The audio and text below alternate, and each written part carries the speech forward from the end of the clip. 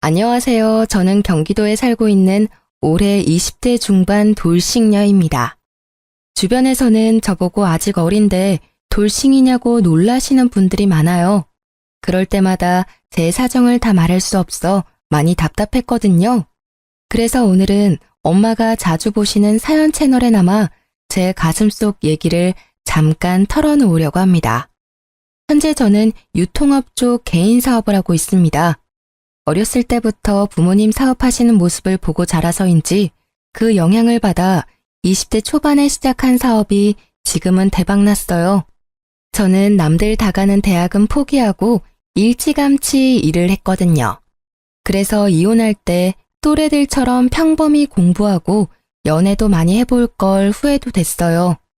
다양한 사람을 좀 많이 만나보고 기왕이면 아주 늦게 결혼했다면 어땠을까 싶습니다. 친정 부모님께서 늦게 결혼하신 편이라 제가 늦둥이 외동딸이거든요. 아무래도 부모님이랑 비슷한 일을 하니까 일하다가 결혼 시기를 놓치면 어쩌지? 하는 그런 조바심에 이 결혼을 서둘렀던 것도 있습니다. 나 좋다는 사람과 결혼하면 됐지 하고 아니란 생각을 한 거죠. 전 남편은 30대 초반이고 평범한 회사원이었습니다. 무엇보다 결혼이 아무런 장애물 없이 성사된 건 시댁 어른들 성품이 좋아서였어요. 시월드도 일절 없고 제게 터치도 없으셨죠. 정말 쿨하고 멋진 분들이셨습니다. 아가, 너는 어쩜 그리 매사에 똑 부러지고 야무지니? 이렇게 젊은 나이에 성공했는데 절대 흐트러지지도 않고 반듯한 모습이 참 멋있구나. 어느 정도 나이가 든 우리가 봐도 너무 존경스러워. 사돈 어른들께서 키우면서 얼마나 자랑스러우셨을까. 이런 딸을 시집 보내시느라 굉장히 서운하셨을 것 같아. 내 친구들도 엄청 부러워한단다. 어쩜 이렇게 예쁜 며느리 얻었냐고 말이야. 여보도 그렇지 않아요? 말해 뭐해? 어디서 이런 귀한 복덩이가 우리 집에 왔는지. 이런 날을 맞이하려고 그렇게 우리가 열심히 잘 살았나 싶어. 며느리 앞에서 부끄러움 한 점 없이 떳떳하기 위해서 말이야. 아들, 네가 가장 잘한 일이 소영이를 우리 가족으로 맞이한 거다. 참 고맙다. 아버지는 참, 그것 말고 제가 잘한 일이 뭐 없었나요? 저도 꽤나 열심히 살아왔는걸요. 그래, 우리 아들도 열심히 살았지. 집안까지 힘들게 대학 왔다 갔다 하고 졸업까지 무사히 했잖니. 엄마 아빠는 멀어서 네가 금방 포기할 줄 알았거든. 아유, 당신은 애 대학 이야기 좀 그만 우려먹어요. 우리 아들 또 얼굴 어두워지네. 근데 요즘 말하는 신여성이 꼭 소영이를 보고 하는 말 같아. 어떻게 남편한테 몸 만들어 오라고 집을 턱 해올 수가 있니? 신혼집을 알아보다가 마음에 드는 곳이 없어서요. 결국 제가 가지고 있던 아파트에 살자고 했거든요. 투자용이었는데 마침 결혼하는 시기가 맞아 떨어졌던 거죠. 시부모께서는 그런 저를 엄청 기특해 하셨어요. 20대에 집 해오는 며느리가 세상 어디 있냐고 너무 좋아하셨죠. 30대도 아니고 20대에 신혼집 해오는 며느리가 세상 어디 있니? 소영아, 정말 멋있다. 너한테 우리가 뭐든 다 해주고 싶어. 너 갖고 싶은 거나 필요한 거 있니? 원하는 거 다 말해보렴. 그래, 소영아. 부담 갖지 말고 말해줘. 이제 소영이도 우리 딸이잖아. 부탁할 게 있으면 언제든 말해다오. 아유, 우린 이제 너네 알콩달콩 예쁘게 살면 더는 소원이 없다. 아이, 저는 지금도 충분해요. 딱히 갖고 싶은 것도 없고 당장 필요한 것도 없어요. 정말 말씀만으로도 감사합니다. 에이, 편하게 말해보라니까. 그러면 나중에 혹시라도 남편이랑 싸우면 어머님, 아버님께서 제 편 들어주시겠어요? 저는 장난 반 진심 반 시부모에게 말했죠. 그래, 약속하마. 당연히 토끼 같은 우리 며느리 편 들어줘야지. 혹여라도 내 아들이 널 힘들게 하거나 서운하게 하면 내게 꼭 말해라. 너 대신 혼내줄 테니. 나중에 정말 그 약속을 지켜주셨냐고요? 제 얘기 끝까지 들어보시면 아실 거예요. 시부모님이 어떤 분들인지요. 시부모의 말에 남편은 급속도로 얼굴이 어두워지더라고요. 평소에 남편은 자기 부모님이지만 시부모를 대하기 조금 어려워하는 경향이 보였어요. 들어보니 시부모는 명문대를 나왔고 남편이 꼭 같은 동문이기를 바라셨대요. 공부에 뜻이 없던 남편은 시부모께서 비싼 과외와 학원을 보내줘도 성적이 오르질 않았다네요. 결국 남편은 본가가 서울인데 지방까지 가서 대학을 다녔다고 해요. 그랬어도 시부모는 한 번도 질책한 적은 없으셨다 합니다. 하지만 남편은 그런 점이 오히려 더 숨막힌다고 말했었죠. 그런데 제가 더 숨막혔어요. 남편은 툭 하면 제게 너는 대학 안 나왔잖아 라는 말을 하며 결혼 생활 내내 자격지심을 부렸거든요. 그날도 마찬가지였죠. 하여튼 우리 어머니 아버지라지만 존경심이 1도 안 들어. 너도 보면 혼자 칭찬받는 거 은근히 즐기더라. 그럴 때 네가 너스레 좀 떨면서 남편 칭찬하면 좀 좋아? 집 하나 해왔다고 아주 어깨가 으스대는 꼴하고는. 아니 자기는 내가 뭘 했다고 말을 그런 식으로 해? 좋게 밥 먹고 와서는 왜 짜증을 내는지 모르겠다. 어머님 아버님께서 며느리 그 정도 칭찬도 못하실 일이야? 세상에 서로 미워하는 고부관계 천지야. 날 좋아해 주시고 예뻐해 주시니 얼마나 천운이야. 당신은 내가 시댁이랑 사이 좋은 게 싫어? 너 바보냐? 우리 부모님 대놓고는 못 그러시니 은근히 너 앞세워서 나 무시하시는 거잖아. 넌 그게 안 느껴져? 뭐? 무슨 말이야 그게. 내가 지방에 있는 대학 나오고 별 볼 일 없는 회사원이라서 아직도 실망이 큰 거지. 외동아들이 당신들처럼 명문대 나오고 그럴듯한 집안이랑 결혼할 줄 알았을 거야. 근데 겨우 작은 사업하는 여자애랑 결혼했으니 얼마나 속이 타겠어. 너 볼 거라고는 어쩌다 마련한 자가랑 어린 것뿐이잖아. 우리 부모님 앞에서는 너 칭찬하는 척 뒤에서 분명 호박씨 깔걸? 그니까 푼수처럼 너무 좋아하는 티 내지 말라고. 지방대 나왔다고 무시할 분들 전혀 아니시잖아. 당신 무섭다. 자격지심이 너무 심한 거 아니야? 어떻게 자기네 부모님을 그런 식으로 매도해? 그리고 뭐? 겨우 사업하는 어린 여자애라니. 날 여태껏 그렇게 생각해온 거야? 난 어머님 아버님한테 따뜻함을 느꼈어. 나 칭찬해 주신다고 무조건 좋은 게 아니라 선한 분들이라는 걸 눈빛만 봐도 알겠다고. 근데 당신은 결혼하고 왜 이 모양이니? 예전엔 아니랬잖아. 자격지심? 뭘 알고 떠들어대. 하긴 대학도 안 나온 네가 뭘 알겠냐. 대학 문턱도 안 밟아본 네가 이해할 수 있는 부분이 아니겠지. 시댁 식구들을 만나고 오면 기본 일주일은 그렇게 냉전이었어요. 대학 안 나온 건 사실이니까 그 부분은 무시해도 뭐라 반박도 못하겠더라고요. 오히려 저는 결혼하고 1, 2년은 엄청 싸웠다는 부모님 말씀을 듣고 참아보려 했어요. 어쩌면 제가 놓치고 있는 남편의 상처가 있나 유심히 살폈죠. 처음에는 찾아서 보듬어주고 싶었거든요. 그땐 정말 사랑했으니까요. 그런데 남편이랑 자꾸 부딪히는 상황이 생길 때마다 그냥 포기하고 싶더라고요. 여보, 현관에 못 보던 운동화가 있네? 하여튼 눈썰미는 좋다니까. 새로 샀어. 30만 원 더 얹어서 리셀가로 겨우 구매했지. 내가 구한다고 얼마나 개고생했는지 몰라. 리셀가? 아니, 겉보기에는 그냥 평범한데? 저걸 30만 원이나 더 줘서 구매한 거야? 왜? 세상에 널린 게 운동화잖아. 왜긴 왜야. 널린 게 운동화지만 내 마음에 드는 건 그렇게 많지 않으니까 샀지.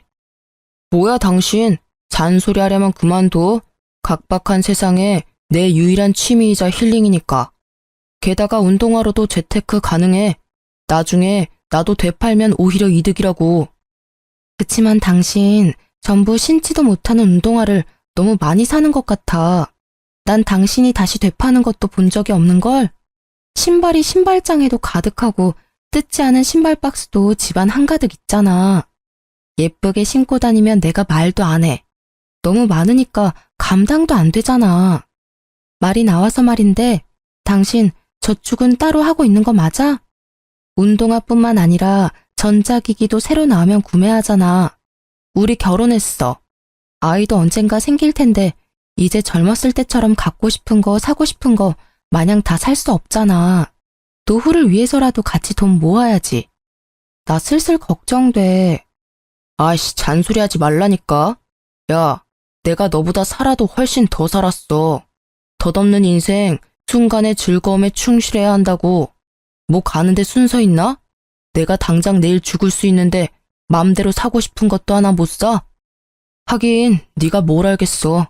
대학도 안 나오고 허구한 날 중고 사이트에서만 물건 살 줄 아는 네가 내 기쁨을 어떻게 알겠냐고. 아, 뭔 수준이 맞아야 대화를 하지. 뭐야, 그럼 뭐 나랑 수준이 안 맞다는 말이야? 말 다 했어? 야, 됐고. 나도 너 터치 안 할 테니까 돈 가지고 나 터치하지 마. 소비도 저축도 나 알아서 한다고. 남편은 언제나 전자제품이나 운동화 신상이 나오면 눈이 돌아갔어요. 그런 물건들은 오래 잘 쓸 수 있으니 처음엔 저도 신경 안 썼죠. 그런데 결혼하고 보니 남편은 하나 구매해서 오래 쓰는 게 아니라 있는 물건도 무리해서 할부로 구매하더군요. 생활용품이나 안 쓰는 물건들 중고로 사고 파는 저로서는 남편이 너무 이해가 안 갔죠. 전 진짜 돈을 투자해야 할 것 아니면 굳이 지갑을 열지 않았거든요. 그럴 때마다 자린고비라고 은근 놀리기까지 하는 남편이었어요. 친정 부모님 결혼 기념일이라서 다 같이 식사를 하는데 그날 역시 제 신경을 긁더라고요. 엄마 아빠 생신 축하드려요. 작지만 제가 준비한 선물이에요. 아이고, 우리 결혼 기념일이 뭐라고 선물을 준비했어. 엄마 아빠가 결혼해서 내가 세상에 나온 거잖아. 나한테도 의미 있는 날이지. 그때 남편은 웃음이 터져 말했어요. 웬일로 돈 썼대? 또 중고로 샀냐? 남편의 그 말 한마디에 분위기는 순식간에 싸해졌죠. 중고로 사다니, 당신 지금 그게 무슨 말이야? 저는 애써 화를 참고 남편을 제지시켰지만 눈치가 없는 건지 일부러 그러는 건지 남편은 지 할 말 끝까지 다 하더라고요. 장인어른, 장모님, 제 말 좀 들어보세요. 남들은 이 사람 사업한다고 잘 사는 줄 아는데요. 겉만 번지르르 하지 생각보다 돈이 별로 없는지 엄청 돈을 아껴요. 집 사는데 다 쓴 건지 아님 저 몰래 어디 투자라도 하는 건지 모르겠어요. 허구한 날 돈 타령해서 저 좀 힘들어요. 제가 운동화라도 하나 사려고 하면 그걸 못 사게 해요. 멀쩡한 집이 있으면 뭐해요? 그 안에 살림살이는 죄다 중고 물건인데. 아니, 이 녀석이 자네 운동화도 하나 못 사게 했다고? 친정 부모님께서는 남편의 말에 당황한 듯 하셨죠. 저는 서둘러 농담이니 놀라시지 말라고 둘러댔어요. 집으로 돌아와 얘기하는데 기가 막혔어요. 남편이 저를 깔보는 태도가 심상치 않았거든요. 너 거지냐? 뭐? 거지 맞잖아. 아까 선물도 중고 거래한 거 아니야? 왜? 내가 부모님 앞에서 진실을 말하니 속상해? 아니, 남편 시계 하나 사줄 돈 없으신 분이 왜 부모님 앞에선 여유 있는 척 하시냐고요? 자기 설마 그때 나한테 시계 사달라고 한 거 지금 내가 그거 안 사줬다고 이러는 거야? 너 애야? 갖고 싶은 거 못 가졌다고 장인 장모 앞에서 그게 뭐 하는 행동인데? 남편이 얼마 전에 다음 달 월급 받으면 준다고 제게 시계 좀 예약 구매 좀 해달라고 했어요. 근데 제가 딱 잘라 거절했거든요. 아니, 경제적인 부분 터치 일절하지 않고 각자 알아서 하기로 한 지가 불과 며칠 전인데요. 벌써 무얼 사겠다고 제게 돈을 빌리려는 모습이 너무 한심해 보이잖아요. 그랬더니 그 일로 되게 화풀이 했던 거였어요. 너 때문에 결국 스마트워치 예약 구매 못했잖아. 예약 구매를 해야 빨리 받을 수 있고 사은품도 있는데 말이야. 애초에 그 나이 먹고 수중에 그 정도 돈도 없는 게 말이 돼? 그게 더 문제야. 시계를 못 산 건 나 때문이 아니라 당신 씀씀이의 문제가 있는 거지. 이번 기회에 당신 소비 생활을 좀 되돌아봐. 그리고 돈 없어서 장인어른 장모 밥 한 끼도 대접 못하면서 나보고 거지? 그래, 나 중고거래 좋아해. 비록 이 집의 물건들, 물론 백화점에서 산 것들은 아니지만 중고로 샀어도 새 제품이라고. 내가 네 말대로 거지면 이때까지 내가 했던 선물들 내가 다 가져가서 팔아도 되니? 뭐? 그런 게 어딨어. 당신 말대로 해보자고. 내가 줬던 선물들 리셀가 더해서 되팔아서 나도 재테크나 좀 해보자. 남편은 제 말에 화들짝 놀라서 제 앞으로 가로막더라고요. 혹시나 자기 애장품들을 건드릴까 봐요. 저는 아랑곳하지 않고 제가 사줬던 것들을 모두 챙겼어요. 이건 내가 작년 생일에 사준 거, 이건 내가 올해 초에 사준 거. 당신 나한테 그동안 많이도 받았다. 내 두 손 가지고는 모자라겠어. 지금 이 시간에 그 물건들 가지고 어딜 가겠다는 거야? 저는 트렁크에 남편의 애장품들을 모두 실었어요. 정확히 말하자면 제 지분이 있는 것들만요. 여보, 난 진짜 농담 삼아 그런 건데 기분 나빴어?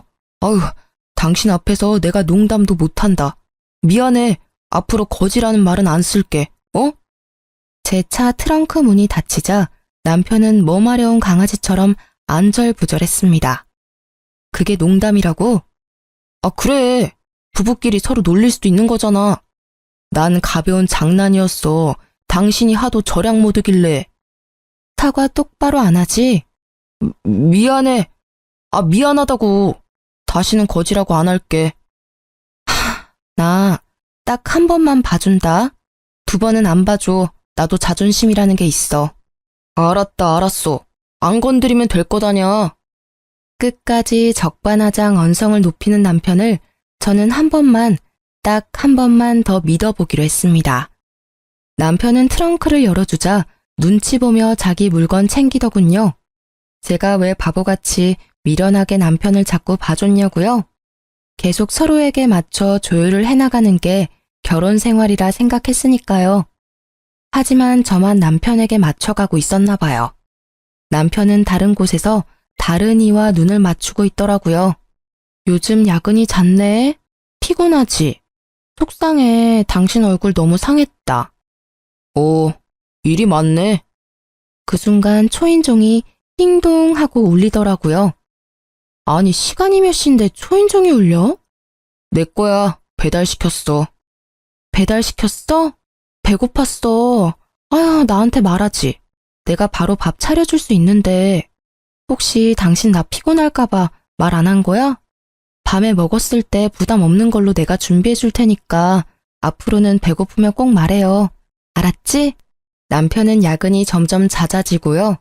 회사에서 종일 굶은 것도 아닐 텐데 밤마다 엄청 폭식을 했어요. 아니 여보, 먹는 건 좋은데 너무 먹는 거 아니야? 나 좀 걱정돼. 야, 언제는 배고프면 말하라며. 넌 진짜 이랬다 저랬다 하는 게 진짜 문제야. 아우 짜증나. 내가 밥도 눈치 보면서 먹어야 해? 아니, 내 말 뜻은 그런 게 아니라 당신 밤에 너무 많이 먹어. 회사에 요즘 무슨 일 있는 거야? 안 그래도 스트레스 받는데 그냥 잔소리 좀 하지 마. 나 조용히 좀 먹자. 제가 이상 행동을 하는 남편이 걱정되어 한마디 하면 남편은 잔소리하지 말라고 그렇게 성질을 있는 대로 다 냈죠. 먹는데도 남편 얼굴은 점점 더 야위어져 갔어요.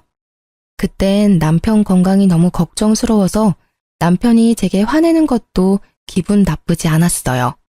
성질 부리는 남편 뭐가 예쁘다고 보양식도 자주 해먹였죠. 심지어 보약도 지어줬습니다. 다행히 남편은 챙겨주는 만큼은 어느 정도 얼굴에 활기를 되찾았어요. 반면에 일은 일대로 몰아치고 남편은 남편대로 또 챙기느랴 제가 심하게 알아놓았죠. 여보, 미안해. 오늘만 저녁 알아서 먹을래? 그리고 너무 미안한데 나 죽 좀 배달시켜줘. 도저히 주문할 힘도 안 나. 알겠다, 알겠어. 미리 좀 말하지 그랬냐? 그럼 밖에서 먹고 들어왔을 텐데. 밥도 안 주면서 심부름 시키기는. 미안해, 부탁 좀 할게. 응? 골골거리는 제게 남편은 어디 아프냐고 물어보지도 않았어요. 저는 화낼 힘도 안 나서 그대로 약을 먹고 기절했죠. 일어나 보니 남편은 혼자 거실에서 치킨에 맥주를 마시고 있더라고요. 핸드폰 보면서 뭐가 그렇게 좋은지 해실거리면서요. 여보, 치킨 먹는 거야? 차라리 밥을 시켜 먹지. 걱정스러워 한마디 건넸는데 남편은 웃음기가 싹 사라지고 정색했어요. 어우, 징글징글해. 야, 너는 아픈 와중에도 잔소리하고 싶냐? 들어가서 더 자. 아까 밥도 안 먹고 약 먹었더니 속이 너무 쓰려서. 죽은 냉장고에 있지? 죽? 아까 내가 죽 좀 주문해달라고 부탁했잖아. 너 자길래 안 시켜도 되는 줄 알았지. 뭐? 내가 주문해달라고 부탁했잖아. 왜 성질이야? 아픈 거 맞아? 소리 지를 힘은 남아있나 보네. 밥에 물 부으면 죽 아니야? 대충 커피포트 물 끓여서 밥 말아 먹어.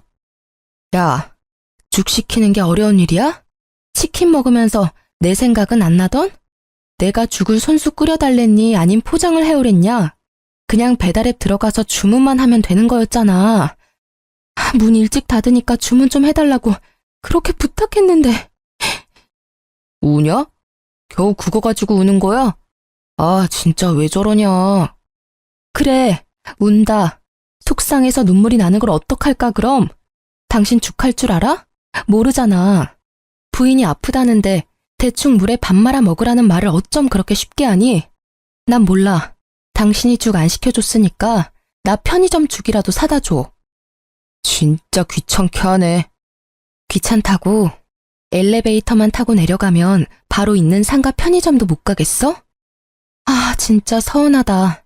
당신 아픈데 내가 이렇게 무심했어 봐. 아마 난리 났겠지. 또 안 사면 뭘 얼마나 들들 볶으려고 그래? 사올게. 사온다고. 남편은 우는 절 보고 입이 삐죽 나와서는 문을 쾅 닫고 나갔습니다.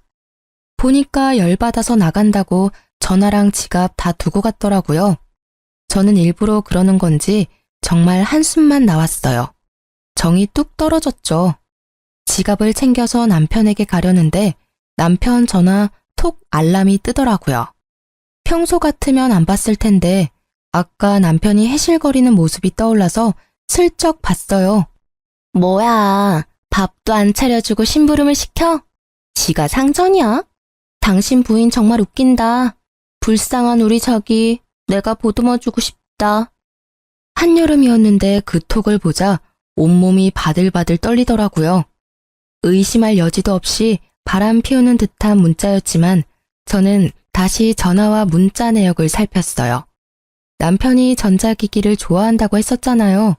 스마트폰도 몇 개 가지고 있었는데 자세히 보니 원래 쓰는 전화가 아니더라고요.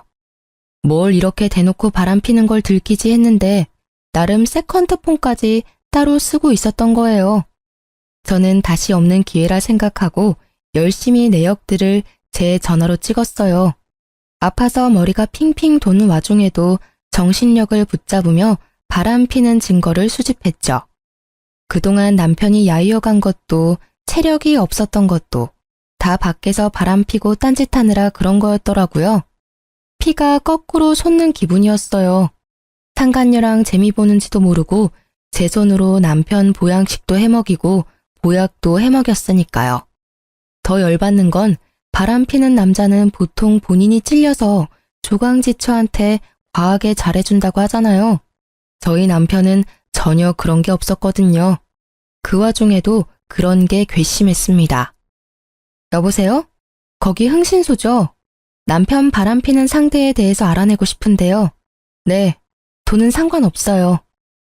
난생 처음 흥신소라는 곳도 이용하고 제 나름 큰 지출을 했어요. 이러려고 열심히 돈 벌었나 했네요. 의뢰하니 남편이 바람난 상대는 같은 회사 여직원이었습니다.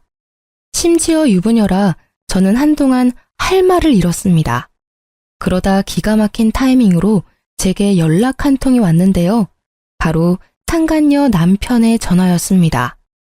여보세요? 김상혁 씨 부인분 맞으신가요? 네, 그런데요. 저 그때 한번 뵌 적 있는데요. 상혁이 회사 동료 땡땡땡입니다. 제가 누군지 잘 기억은 안 나는데요. 안녕하세요. 어쩐 일이시죠? 다름이 아니라 놀랍게도 남편은 자기 친한 동료의 부인과 바람이 난 거였어요. 저와도 인사를 한 번 했던 동료분이시더라고요. 상간녀와 제 남편이 참 대담하고 짐승 같은 게요. 같은 회사 바로 옆에서 그분 바보 만들고 바람을 핀 거잖아요. 상간녀의 남편은 저보다 더 비참했을 거라 생각 들더군요. 바람 피는 걸 저보다 일찍이 한 그분은 증거를 많이 수집했어서 저에게 공유해 주셨어요. 되짚어보니 저희 결혼식에 부부로 참석했었던 기억이 나더라고요. 도대체 이것들이 언제부터였는지 부하가 치밀어 오르더라고요. 곧 상간녀와 남편이 여행 간다는 정보를 알게 되어 저는 상간녀의 남편과 같이 현장을 덮치기로 했어요. 시부의 환갑 여행을 남편이 일 때문에 못 간다고 제게 부탁했었는데 상간녀랑 여행 가는 것도 그 날짜였습니다. 저는 화가 났지만 그래도 인간으로서 마지막 기회를 준다 생각하고 남편에게 물었죠. 이미 뭘 해도 저랑은 끝이었지만 자기 부모에게 못 볼 걸 보여줄지 말지를 결정하는 거였죠. 진짜 환갑 여행 나랑 어머님 아버님만 가? 당신은 진짜 못 가는 거 맞아? 꼭 회사에서 그날 자기가 필요하대? 아니, 한 번뿐인 행사인데 말이야. 웬만하면 미루고 당신도 같이 가면 안 되는 거냐고. 야, 너가 모시고 가기로 했잖아. 이미 예전에 상이 끝난 걸 뭘 또 물어? 아니, 난 혹시나 해서. 나 진짜 못 가. 그날 엄청 중요한 출장이라고. 내 인생이 걸린 날이야. 가만 보니 당신 우리 부모님 앞에서 아양 떨 때는 언제고 막상 시부모랑 셋이 여행 가려니까 아주 앞이 캄캄하지? 그래, 인생이 걸렸겠지. 아, 바쁜 자기 대신 시부모 모시고 여행 가는 부인한테 당신은 그게 지금 할 소리야? 죽어도 고맙다는 말은 빈말이라도 절대 안 하지? 저거 봐. 내가 너 생색 낼 줄 알았다. 너 이렇게 두 얼굴인 거 우리 부모님이 아시면 아주 깜짝 놀라실걸? 어쩜 우리 부모님 앞에서만 착하고 바른 며느리 이미지 메이킹을 잘해놨는지. 너도 참 대단하다 대단해. 신랑 출장 가는데 앞길 막으면서 징징거리지 마. 그래? 그렇단 말이지. 알겠어. 뭐 어머님 아버님은 내가 모셔야지. 남편은 그날이 자기 인생에서 너무 중요한 날이라며 한사코 안 된다고 거절하더군요. 결국 저는 시부모에게 연락했어요. 전화로는 다 설명도 못해서 뵙고 말씀드릴 게 있다고 했죠. 제 심상치 않은 분위기를 어떻게 또 느끼셨는지 시부모께서는 긴장 상태셨어요. 아가, 무슨 일이 있니? 얼굴에 수심이 가득하다. 혹시 네 남편이 무슨 사고라도 친 거니? 시부모께서 다정하게 물어오자 저는 그만 그동안 서름이 한꺼번에 터졌습니다. 어머님, 아버님, 저 어떡해요? 정말 억울해요. 너무 화가 나요. 자초지종 시부모께 남편이 그동안 저를 대했던 행실과 바람 피우는 것까지 얘기하니 시부모께서는 펄쩍펄쩍 뛰시더라고요. 여행도 다 취소하시고는 본인 아들 괘씸하다고 현장을 같이 덮치자 하시더라고요. 낳기는 내가 낳았지만 정말 난 그런 쓰레기로 키운 적 없단다. 바르게 키우려고 노력했는데 어떻게 짐승보다 못한 짓을. 어쩜 좋니 소영아. 미안하다. 어휴, 내 자식이지만 검디검은 저 속내를 모르겠다. 참 소영이 네 앞에서 면목이 없구나. 너 이런 일을 당하게 해서 우리가 너무 미안하단다. 이미 저 자식은 돌이킬 수 없는 강을 건넜으니 이혼은 막을 수도 없고 기왕 이렇게 됐으니 여보, 소영이 속이라도 풀리게 우리가 도와줍시다.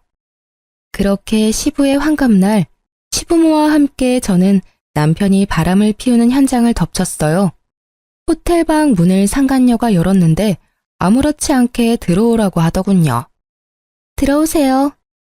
샤워 가운을 입고서 전혀 당황하지도 않는 상간녀의 태도에 저와 시부모는 기가 차서 어떤 말도 못했어요. 저는 말 대신 그 모습을 사진에 담았죠. 미쳤어요? 지금 뭐 하는 거예요? 뭘 찍는 거냐고요? 뭐 하긴요. 당신 그 더러운 추태를 증거로 남기는 거죠. 증거? 웃겨라 정말. 누가 눈 하나 깜빡한다고 협박이야. 원래부터 저 사람 제 남자였어요. 어머님, 아버님 모르셨겠지만 제가 먼저였다고요. 제가 이제 두 분 모실 테니까 이 어린 기집의 말에 이제 휘둘리지 마세요. 상간녀는 본인이 비련의 여주인공이라도 된 듯 굴었습니다. 시어머니께서는 더 이상 못 들으시겠는지 베개를 들고 상간녀를 이리저리 때리셨죠. 이게 무슨 짓이세요? 말로 하세요, 말로. 이 못된 것, 뭘 말로 해? 너같이 가정 파탄내는 것들은 말로 해서는 안 돼. 어디 감히 우리 귀한 소영이를 함부로 말해? 이 천하의 죽일년, 이 천한 것. 그때 화장실에서 콧노래를 부르며 나온 남편은 저와 시부모를 발견하고는 그대로 주저앉더군요. 다들 여기 어떻게? 시부께서는 새하얗게 질린 남편을 일으켜서는 있는 힘껏 남편의 뺨을 정통으로 날리셨죠. 아버지, 저 죽어요. 왜 이렇게 세게 때리세요? 내가 한 번이라도 널 때린 적이 있니? 네가 아무리 잘못했어도 한 번도 네 몸에 손댄 적 없다. 근데 좀 후회가 돼. 때려서라도 바른 인간으로 키웠어야 하는데 부인 두고 바람이나 피우는 대단히 멍청하고 파렴치한으로 내가 키웠어. 진정하세요. 소영이 제가 얼마나 사람 홀리는 여우인 줄 아세요? 야, 너 여기가 어디라고 우리 부모님까지 모시고 와. 뭐? 여우? 하, 이 상황에서까지 내 욕을 하네? 잘못했다고 빌지는 못할 망정 말이야. 너 내가 결혼 생활 동안 얼마나 귀한 대접해줬니? 바람 피느라 기빨려서 그런 건 줄도 모르고 어디 몸이 안 좋나 싶어서 비싼 보약에다 각종 보양식까지 해줬어. 그런데 뒤에서 이런 더러운 짓거리를 하고 있었어? 야, 넌 좀 입 다물어. 네가 끼어들 자리가 아직도 보여? 그러게 말이야. 얘, 어리다고 어른들이 우쭈쭈 해주니까 전부 네 세상 같았지? 이 사람은 지옥이었대. 나 만나 겨우 천국 만난 거지. 우리 정말 사랑하고 있어. 그러니 방해 말고 꺼져. 어머, 감히 니까짓 게 뭔데 내 며느리, 아니 내 딸한테 함부로 말해? 에잇, 너나 썩 꺼져라. 시모가 제 편을 드신다고 상간녀의 머리채를 잡고 이리저리 흔들자 남편은 시모를 거칠게 떼놓고 말했어요. 아, 어머니, 그만하세요. 이 사람 안 그래도 머리숱 소중한데 그렇게 쥐 뜯어버리면 어떡해요? 자기, 괜찮아? 난 괜찮아. 어머, 내 머리카락 몇 개가 빠진 거야? 난 몰라.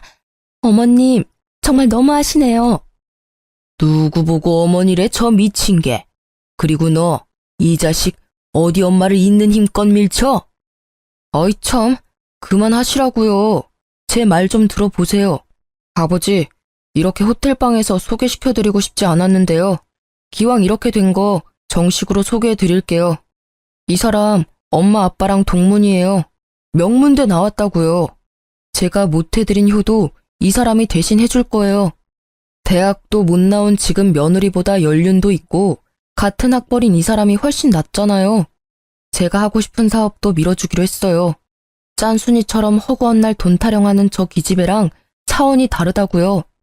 그러니 엄마 아버지, 오늘 모습은 못 봤던 걸로 해주시고 이만 돌아가 주세요. 저희한테는 오늘이 의미 있는 여행이에요. 첫 번째 결혼은 저런 수준 떨어지는 애랑 생각 없이 해버렸지만 두 번째 결혼 생활은 저 정말 자신 있어요. 이 사람이랑 행복하게 효도하면서 살 거예요. 아, 어리다고 다 좋은 게 아니었어요. 쟤는 연애할 때 잠깐 설레이는 게 다였다고요. 반면에 이 사람은 나보다 나이도 많고 진짜 사람이 진국이에요.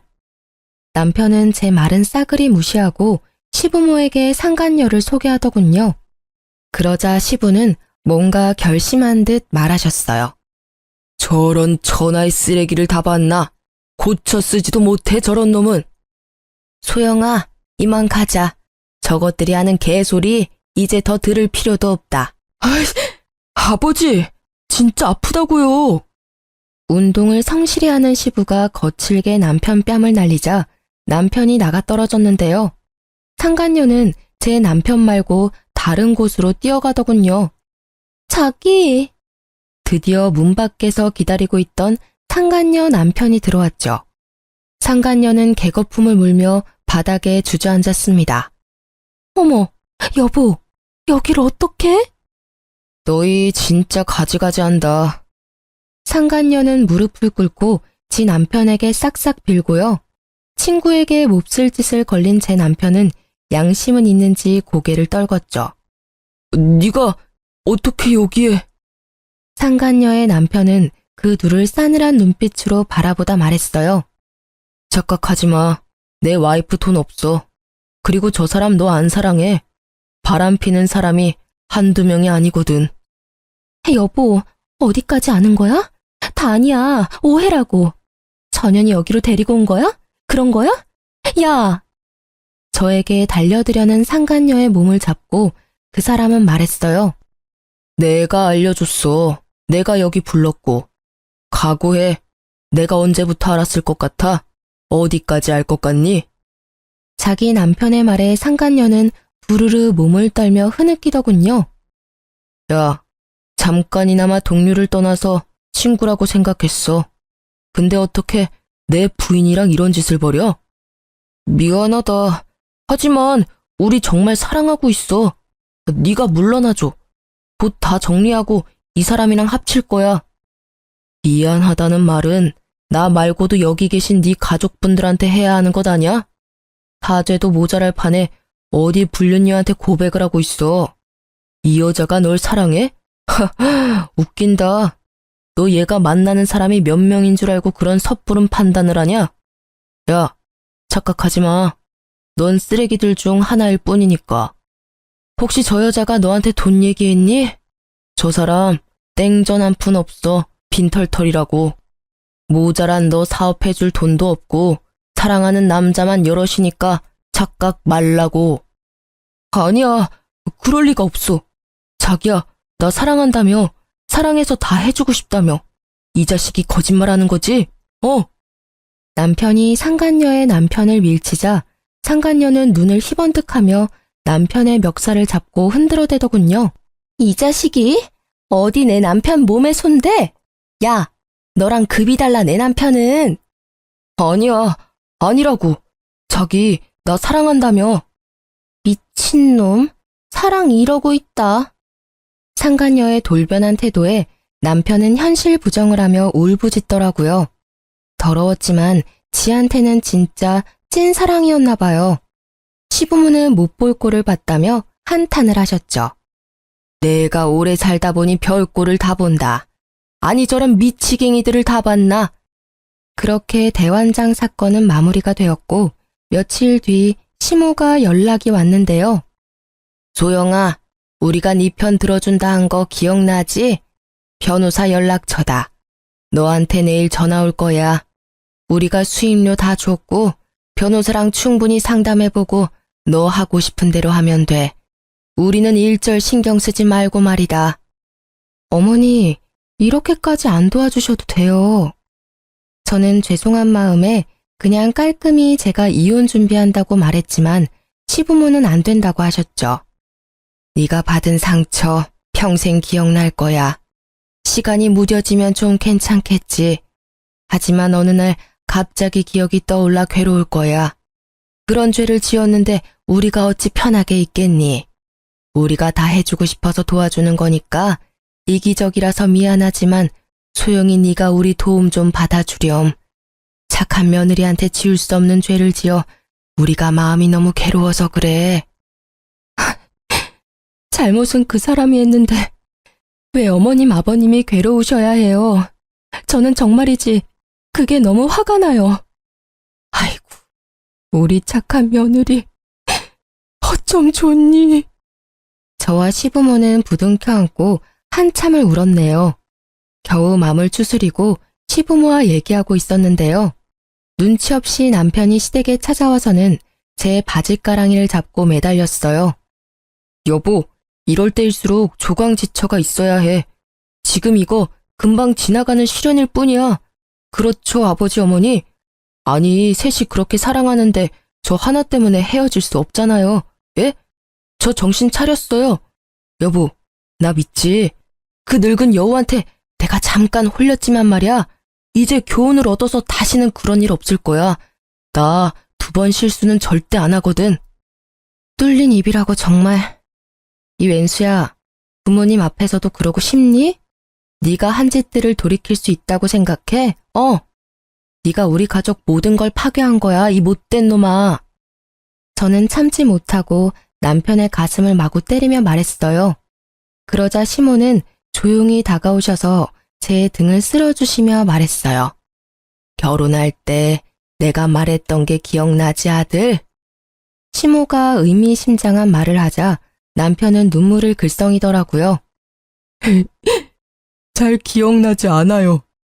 왜 기억이 안 나? 엄마 아빠랑 약속했었잖아. 그렇죠, 여보? 시모가 의미심장한 말을 하고 시부가 뒤이어 말하셨어요. 결혼 생활에 만에 하나라도 허튼 짓 하면 네가 가진 것들 누리는 것들 이제 없을 거라고 말했잖니. 이 집에 네 것은 이제 없다. 남편의 외도를 알고 나서 시부와 시모는 제일 먼저 남편이 결혼 전 모아놓은 한정판 운동화와 전자기기들을 사람 불러서 다 폐기 처분하셨어요. 시부의 말에 홀린 사람처럼 방으로 달려간 남편은 미친 사람처럼 마구 소리 지르더라고요. 지 목숨 같던 애장품들 없다고 철없이 울면서요. 왜 내 물건에 손대요, 왜? 아버지가 뭔데? 엄마가 뭔데? 이씨, 그게 다 얼마짜린데? 얼마나 내가 힘들게 모은 건데? 이 자식아, 내 집안에 있는 것들 모두 내 것인데 네 물건이 어딨냐? 아버지, 어머니. 이놈아, 네가 아직도 잘못 알아들었구나. 이 집에 네게 더 이상 없단다. 물건도 사람도 말이야. 즉 더 이상 네 부모도 여기 없는 거야. 엄마, 뭐라는 거예요 지금? 내 집에서 썩 나가. 제가 잘못했어요. 죽을 죄를 지었어요. 그러지 마세요. 여보, 내가 진짜 잘못했어. 여보가 하라는 대로 살게. 앞으로 여보 말 충성하면서 살게. 여보가 좀 우리 엄마 아빠 말려봐. 여보 말이라면 다 들어주실 거란 말이야. 미안하지만 역겨우니까 여보라고 부르지 말아줄래? 어머님 아버님 뜻이 그런데 내가 뭘 어쩌겠니. 맨날 나보고 아양 떤다고 뭐라 하더니. 울며 불며 질척거리는 남편을 시모와 시부는 호적에서 팔 거라며 그대로 집 밖으로 쫓아냈습니다. 저도 시부모의 말에 조금은 어안이 벙벙했어요. 제 편을 들어줄 줄은 알았지만 친아들에게 그 정도까지 하실 줄은 몰랐거든요. 시부모께서는 제게 충분히 눈물의 사죄를 하셨으니까요. 따지고 보면 남편의 바람이 시부모 잘못은 아니잖아요. 그 뒤로 시부모께서는 진짜 빈말이 아니라 아들을 절대 용서할 수 없다며 연을 끊으셨어요. 남편은 그동안의 더러운 짓거리들이 다 소문이 나서 풍기문란죄로 다니던 회사에서도 잘렸어요. 물론 상간녀와 나란히요. 상간녀의 남편에게 들어보니 본인은 소송 기간이 굉장히 길어질 거라고 하더군요. 그 여자는 제 전 남편을 비롯해 자기보다 젊은 남자들만 골라서 바람을 피웠는데요. 그래놓고는 진짜 사랑은 자기 남편이라고 놓아주지도 않는데요. 저보다 더한 고통에 빠진 상간녀의 남편이 어서 이혼하고 행복해지길 여러분이 응원해주세요. 어느 날 제 전 남편은 회사에서도 잘린 후 일도 안 하는지 거짓골로 제게 찾아왔어요. 정말 폐인이 다 됐더라고요. 처음엔 얼굴 보고 알아보지도 못해서 목소리 듣고 알았어요. 누구세요? 소영아, 나 돈 좀 빌려줄 수 있니? 내가 며칠째 밥을 못 먹었어.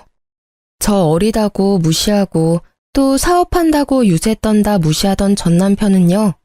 제 사업장까지 찾아와서 돈을 구걸하더라고요. 막상 제 사업 규모 보고 놀랐는지 갑자기 돌변해서는 소영아, 우리 다시 어떻게 잘해보면 안 되겠니? 나 진짜 이제 변했어. 너 여기 혼자 감당돼? 내가 여기 일 좀 도와줄게. 그럼 예전처럼 다시 엄마 아빠랑 나도 사이 좋아지고 서로 좋은 일 아니겠어? 아, 그게 무슨 개소리야. 허구한 날 나 깔보더니 막상 눈으로 보니까 내 것들도 탐나? 또 기생충처럼 나한테 기생하게? 야, 꿈도 꾸지 마.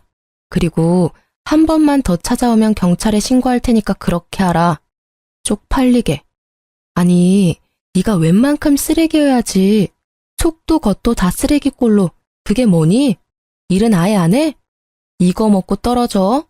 당장 꺼지라고. 제가 5만 원을 전 남편 얼굴에 던지자 전 남편은 쭈뼛거리며 비굴하게 5만 원을 집어들었어요. 노숙하고 다니는지 냄새도 엄청 났거든요. 저는 직원들에게 탈취제를 뿌리라고 주고는 뒤돌아섰죠. 내가 만난 사람의 처절한 밑바닥을 마주하니 한 번 더 속이 쓰렸죠. 이제는 남이지만 제 전 시부모는 짐승 같은 아들과 연을 완전히 끊고 제 앞날을 더 걱정하셨죠. 도영아, 넌 아직 젊고 능력 있어서 더 잘 될 거야. 지금껏 그래왔던 것처럼 앞만 보고 달리렴. 넌 더 좋은 사람 만날 거야. 그렇게 가끔 안부 인사도 나누곤 했는데 이혼이 다 마무리되니 더 이상 연락을 하지 말자고 하시더라고요. 제 앞날에 더 이상 걸림돌이 되고 싶지 않으시다고요. 저 참 많이 울었어요. 이혼했으니 어쩔 수 없이 그게 순리인 건데 말이죠. 제가 그 전에 못해줬던 신혼집 대신이라고 사무실도 하나 제 이름으로 계약해 주셨어요. 그리고 또 전 남편이 찾아올까봐 걱정도 되셨나 봐요. 제가 사업이 잘 되기는 했어도 사무실은 가격 때문에 좀 외진 곳에 있었는데요. 좋은 시부모님 덕분에 땅값 걱정 없이 월세 걱정 없이 지금 좋은 곳에서 제 사업 열심히 번영시키고 있어요. 일하느라 바쁘게 살아서 이혼 후에 큰 후유증은 안 남았네요. 돌이켜보면 결혼 생활 내내 좋았던 건 전부 시부모님이랑 함께한 기억이더라고요. 전 남편은 제 기억 속 평생 원수이겠지만 그 원수 덕에 귀인을 또 만난 거라 참 복잡 미묘해요. 전 남편은 술에 의존하고 살고 있다던데 그놈은 정말 더 큰 벌 받아야 해요. 자기 가정 파탄내고 남의 가정까지 파탄냈으니까요. 상간녀는 얽힌 집안만 몇 개라 소송으로 알거지가 됐다는 소문을 마지막으로 들었습니다. 제발 끼리끼리 붙어먹고 착한 사람들 피해주지 않고 살기를 바래요. 제 긴 사연을 같이 들어주셔서 감사합니다.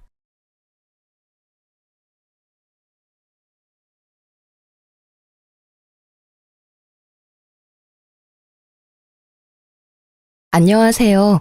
저는 돌싱녀가 된 지 좀 된 30대 후반의 여성이에요. 어릴 때 여자는 남자를 잘 만나야 한다는 이야기를 많이 듣잖아요. 제게 그런 남자는 가정적이고 다정한 남자였어요. 남자는 세 가지만 하지 않으면 된다는 생각이 있었거든요. 폭력, 도박, 무능력. 제가 가장 견디지 못할 것 세 가지라고 생각했는데요.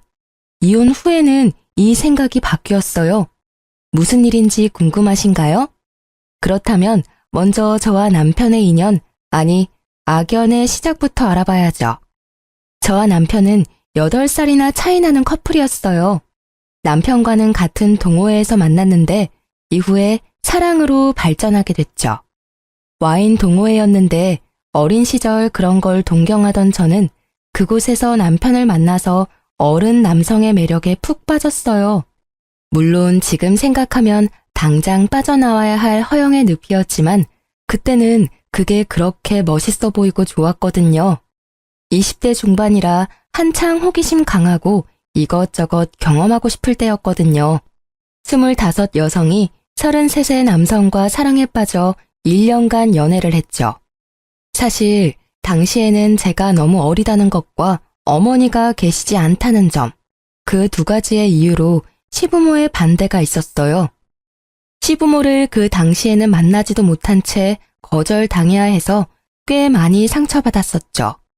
결국 저희는 헤어져야 했어요. 그런데 3년 뒤에 다시 재회하고서는 그 불이 더 커져서는 결국 제 나이 30즈음에 결혼에 꼴이 나게 됐어요. 솔직히 3년 사이에 남편이 결혼했다가 이혼을 한 전력이 있다는 걸 알고 살짝 고민도 했지만 헤어진 이유가 성격 차이였다는 걸 듣고는 괜찮다고 안일하게 생각해버렸어요. 당시 저는 이렇게 괜찮은 남자를 놓치다니 그 여자 보는 눈도 없다고 생각했지만 지금에 와서는 그 여자도 나랑 똑같았구나 싶더라고요. 남편은 나쁜 사람은 아니었지만 조금 수동적인 스타일이었어요. 크고 작은 일을 제게 맡기는 의존적인 성격이랄까? 그리고 일이 바쁘다는 단점 외에 나와 함께 있을 때는 언제나 상냥했기에 결혼 생활 유지에 큰 문제는 없을 거라고 생각했거든요. 그런데 그 상냥함이 큰 문제가 될 줄은 몰랐어요. 처음 그의 남다른 상냥함에 피해를 본 것은 아이를 낳은 지 6개월쯤 되던 날이었어요. 저는 아이를 낳기 전에 퇴사를 했고 당시 갓난쟁이였던 아들을 키우던 중이었어요. 남편은 영업직으로 일하며 많은 사람을 만나는 게 일이라 회식이나 회의 끝에 음식이나 디저트를 사는 일이 많았고 그들의 회식을 대신 계산하는 일도 종종 있었어요. 보통 남편 카드로 결제를 해서 제가 아는 일은 크게 없지만 그날은 이상하게 제 명의의 생활비 카드로 결제가 됐다고 문자 알림이 오더라고요.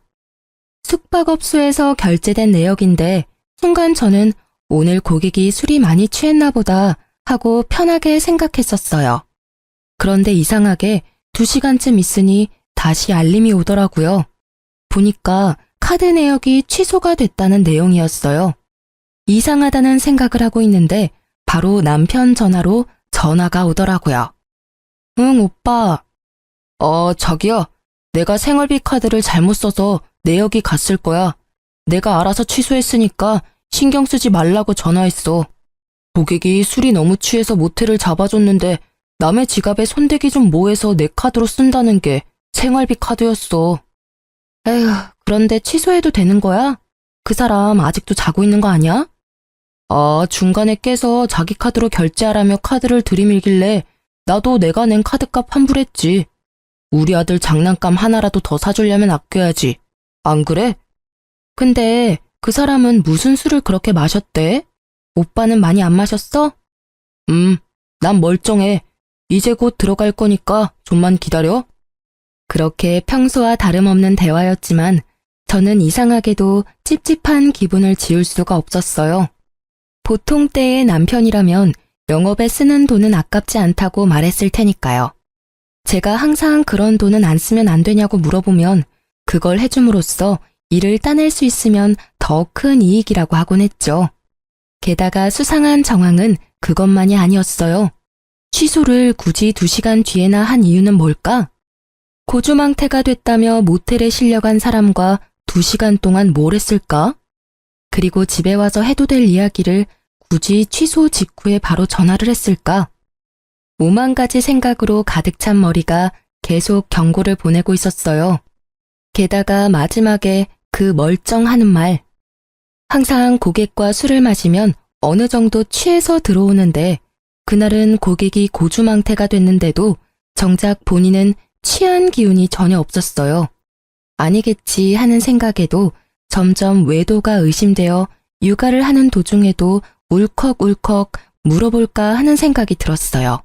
그렇지만 의심뿐이고 증거가 있는 게 아니니 아무 말도 못하고 있었죠. 그러다가 며칠 뒤 남편이 스마트워치를 놔두고 간 일이 있었어요. 항상 차고 가는데 그날은 애가 가지고 놀다가 어디에 놔둔지 못 찾는 바람에 그냥 일하러 간 거였거든요. 아침 청소하다가 그걸 찾았는데 계속 눈이 가더라고요. 저는 이렇게 남편을 의심하느니 확인하고 마음 편해지자는 생각으로 워치의 통화 내역을 살폈어요. 통화 내역에는 이름을 저장하지 않은 많은 번호가 찍혀 있었어요. 쭉 훑어보는데 이상하게 한 번호만 통화 내역이 잦더라고요. 하루 거의 5번을 통화를 하는데 아무리 봐도 평범한 횟수가 아니잖아요. 거의 연애 초반이나 있을 법한 통화 횟수인데 더 수상한 건 그만큼 통화를 하는데 이름은 저장되어 있지 않더라고요. 결국 저는 남편에게 물어보기로 했습니다. 오빠, 나랑 이야기 좀 해. 어? 무슨 이야기? 나 씻고 나서 하면 안 될까? 오늘 땀을 너무 많이 흘려서 힘드네. 중요한 이야기야. 당신 혹시 바람 펴? 그게 무슨 말이야? 난 그런 적 없어. 일하기도 바쁜데 무슨 바람이야. 저번 카드 내역이 너무 수상하잖아. 오빠는 그럼 술 취한 고객 옆에서 2시간 동안 뭐 했는데? 게다가 고객이랑 술 마시면 자기도 항상 취하면서 그날은 전혀 취하지도 않았더라? 그걸 이상하게 생각하는 내가 이상한 거야? 그날에는 다른 사람들도 있었어. 딱 그 사람이 취해서 모텔에 데려다 준 거고. 그 뒤에 나는 다시 내려와서 다른 사람들하고 술 마셨어. 그리고 그날은 내가 차를 몰아야 해서 술 안 마셨던 것뿐이야. 이상한 억측하지 마. 거짓말 좀 그만해. 이 번호 모른다고 하지는 않겠지? 하루에 5-6번을 연락하는 이 사람은 누구야? 아니, 한 달을 넘게 그렇게 열렬히 통화하면 이름이라도 저장해놔야 되는 거 아니야? 나한테 들키지 않으려고 저장 안 해둔 거 아니야? 그쯤 되니 남편의 표정이 차분해지더라고요. 그 표정에 남편이 바람을 폈다는 것을 알게 됐어요. 누구야? 언제부터 만났어? 오빠 참 잔인하다. 어떻게 갓난쟁이를 옆에 두고 바람을 펴? 머릿속에 그 생각뿐이니? 왜? 내가 출산하고 엉망진창 되니까 다른 여자가 눈에 들어와? 어? 그래서 바람 폈어? 아니야, 여보, 믿어줘. 그런데 진짜 딱 한 번 만났는데 그 여자가 나를 쫓아다닌 거야. 나도 그 여자 피하고 싶은데 일로 엮여 있으니 막 냉정하게 못하고. 모텔도 그래. 그날 딱 한 번이야. 그것도 헤어진다는 조건으로 그렇게 해주기로 한 거였다고. 진짜로 이것만은 믿어줘. 이미 제 신뢰는 깨어졌고 남편이 무슨 말을 해도 믿음이 안 가더라고요. 게다가 상대방이 쫓아다녀서 만나줬다는 건 무슨 망언인지. 싫으면 다른 직원에게 그 여자 처분을 맡기면 될 것을 지도 싫지 않았으니까 연락하고 만났던 거 아니에요. 저는 분한 마음을 삭히지 못했어요. 그리고 다음날 예정되어 있던 시댁과의 식사 자리에 참석을 해서는 시부모에게 남편의 바람 사실을 알렸어요. 물론 곧 후회했지만요. 왜인지 잘 아시죠? 팔은 안으로 굽어요. 그것도 심하게. 어머님, 말씀 들어보세요. 오빠 일한다고 늦게 들어오는 동안 다른 여자 만나고 있었어요. 아직 아들이 6개월밖에 되지 않는데요. 그게 진짜니? 우리 애가 다른 여자 만나고 다니는 걸 네가 직접 봤어? 그런 부적절한 행위를 하는 걸 직접 눈으로 본 거야? 그건 아니지만 모텔 결제 내역도 있고 남편이 직접 제게 실토했어요. 나도 들었다. 딱 한 번이라며? 그것도 앞으로 그러지 않는다는 조건으로 한 번이라는데 넌 그것도 이해를 못 해주니? 지금 뭐가 문제야? 애가 네 옆으로 돌아왔으면 다 되는 일 아니니? 그럼 너는 얘가 바람펴서 이혼이라도 하겠다는 거니? 내가 보기에 너 약간 의부증 있는 것 같아. 무슨 망상으로 내 자식 망치려는 거야? 이 좁은 동네에서 소문이라도 나면 네가 책임질 거야? 의부증이라뇨. 이미 오빠가 다 이야기했다고요. 바람을 핀 건 오빠인데 지금 왜 제가 여기서 혼나고 있는 거죠? 아무리 팔이 안으로 굽는데도 이건 아니죠. 잘못한 일은 잘못했다고 해야 일이 바로 잡히는 게 기본 상식이잖아요. 그러면서 저한테 엄마 없이 자랐다고 무시하셨던 거예요? 어머님 아들을 좀 보세요. 얼마나 곱게 자랐으면 이렇게 작은 아들을 두고 다른 여자랑 바람을 펴요. 시모와 저의 언쟁이 커지자 결국 남편과 시부가 저희를 뜯어 말렸어요. 그러면서 집으로 돌아가는 차 안에서 남편이 제게 말하더라고요. 정말 미안해. 내가 어떻게 하면 당신이 나를 용서해 줄까? 내가 할 수 있는 건 뭐든지 할게. 응? 남편은 용서를 구하고 있었고 저는 이 당시만 해도 이혼을 생각할 만큼 경제적으로 좋은 상황은 아니었어요. 그래서 결국 조건을 걸고 용서를 하기로 했어요. 오빠가 내 요구에 응하면 우리 아들을 봐서라도 한 번은 용서해 줄게. 그래, 그게 뭔데? 내가 다 할게. 일단 그 여자 먼저 정리하고 당분간 폰에 위치 추적 앱 깔아놔. 내가 언제 어디든 오빠 어디서 뭐 하는지 확인할 수 있게.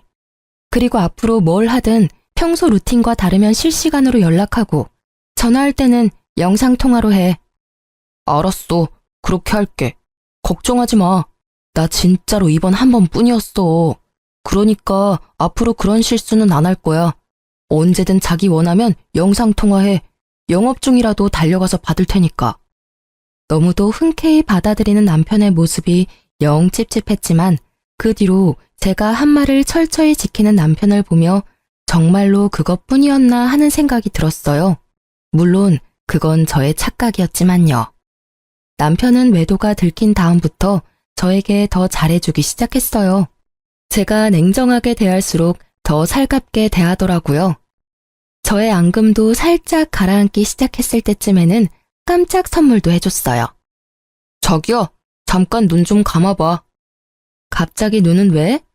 아니, 진짜 감아봐. 어서. 눈을 감은 내 손을 끌어당긴 남편이 제 손 위에 무언가 얹어줬어요. 눈을 뜨니 작은 상자가 있더라고요. 이게 뭐야? 짜잔. 예쁘지? 이거 엄청 비싼 다이아 반지야. 자기 고생시키는데 미안한 마음이 들어서 이번 특별 보너스랑 적금 조금 합쳐서 샀어. 남편은 그렇게 말하며 제 손가락에 반지를 끼워주더라고요. 그 반짝거리는 영롱거림이 어찌나 아름답던지 제 눈을 멀게 만들 뻔했어요. 너무 예쁘다. 비싸지는 않았어? 뭐 1,000만 원쯤 되긴 했는데 자, 여기 보증서 잘 넣어둬. 저는 남편의 모습에 이제 진짜로 남편이 반성을 하고 있다고 받아들였어요. 왜 외도를 들키면 적반하장으로 나오는 사람이 많은데 남편은 제게 더 잘해주고 있었으니까요. 그래서 마음의 경계를 살짝 허물었어요. 그런데 그런 저의 레이더에 걸리는 게 하나 생겼어요. 다이아 반지 선물을 해주고 난 뒤 남편은 유독 폰 게임을 많이 했어요. 처음에는 조금씩 하는 듯 하더니 어느 날은 보니 하루 종일 그걸 켜놓고 하고 있더라고요. 업무 스트레스가 심해서 게임을 하는 건가 하고 생각하고 있었는데 이상하게 어딜 가든 그 게임 앱을 틀어놓고 점점 저와의 대화도 무성의하게 답변하더라고요. 그게 눈에 보이기 시작하니까 저도 이상한 생각이 들었어요.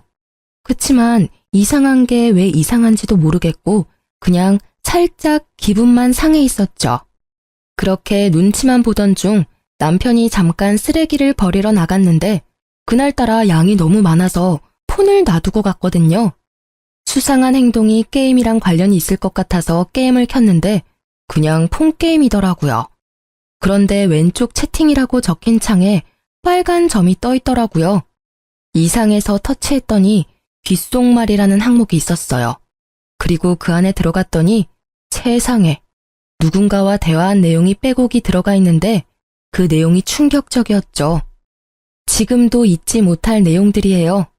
머릿속에서 지우고 싶은데도 계속 생각나는 그 문장들.